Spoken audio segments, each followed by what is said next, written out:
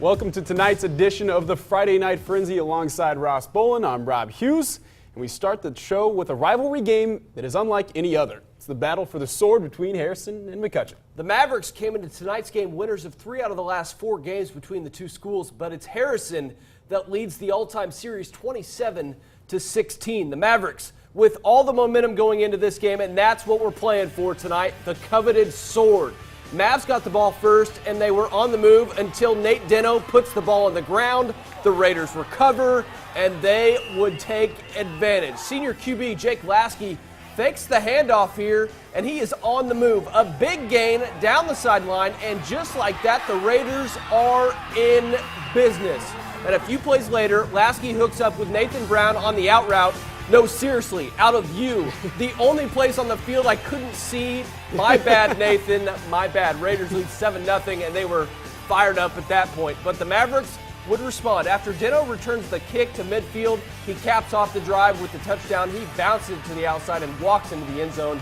We're tied at 7. And that's where we would stay for the most of the first half until Jake Lasky puts the ball on the ground, trying to get the extra yardage. McCutcheon recovers. And with under a minute to play in the first half, add on the next play. Jamie Fryer to Nate Deno on the wheel route. McCutcheon led 14-7 at the half.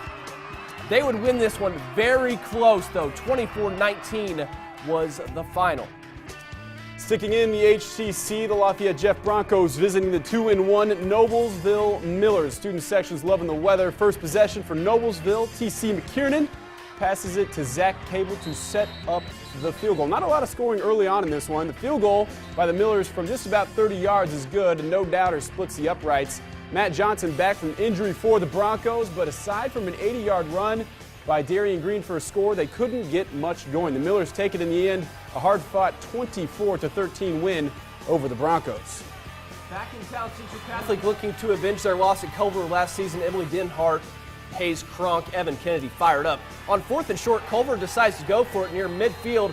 The Knights make the play. Coy Cronk says not today, tomorrow, or next week for that matter. CC takes over in great field position. Ty Preston with a pretty ball, and Luke Busick comes down with it. A nice connection right there, but CC's drive would stall. On 3rd and goal, Preston can't find anyone open. He takes the sack. CC would not score, not even a field goal, tied at 7 at the half. Not much better in the second half. The bubble screen was the backbreaker in this one. Pierre Byrne takes this one to the house. CC loses to Culver for the second year in a row.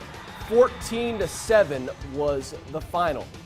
West Lafayette continuing to climb up the 3A pole on the road at Benton Central this evening. The Red Devils faced with a 4th and 5 inside the 10, but Nick Fishbach coming up with a huge play. Trips up Parker Roncheto for the turnover on downs. That was about all that went the Bison's way. Very next drive, Maurice Woodard takes the handoff. He's in for the easy score. Red Devils up 7-zip. That was just the beginning of the run. On the next offensive play for Westside, Roncheto finds Brandon Watt. Watt makes the catch and runs the rest of the way. What? 73-yard score, 14-0 lead. Fast forward to the next time Westside has the ball. Woodard on the handoff, sees a little daylight, makes the cut back inward, and he's off to the races. Chalk that one up, a 53-yard touchdown for Woodard. Red Devils up 21-zip. Now it's just getting ridiculous. For the 4th consecutive offensive play, the Devils finding the end zone. This time it's Everett Gorup shedding tacklers on his way to the end zone. 4 touchdowns on 4 consecutive offensive plays for West Lafayette. They roll over the Bison 51-14. Twin Lakes getting pumped to play Delphi tonight. Defense was the name of this game in the first half. First quarter, Delphi's Garrett Johnson gets hit for a loss by a host of Indians. Later, Johnson gets pulled down by Twin Lakes' Michael Griffin. Nice play there, stays with it, brings him down. Cameron Bennington now throws to Wyatt Johnson for the first down. That'll move the chains and keep the drive alive. Then it's Bennington to Avery Randall. But Delphi's Adam Zink says, "Sit down! Get out of here!" There it is. Later in the drive, Bennington gets a dose of zinc for the sack. Twin Lakes, though, gets the win. 20-8 was the final.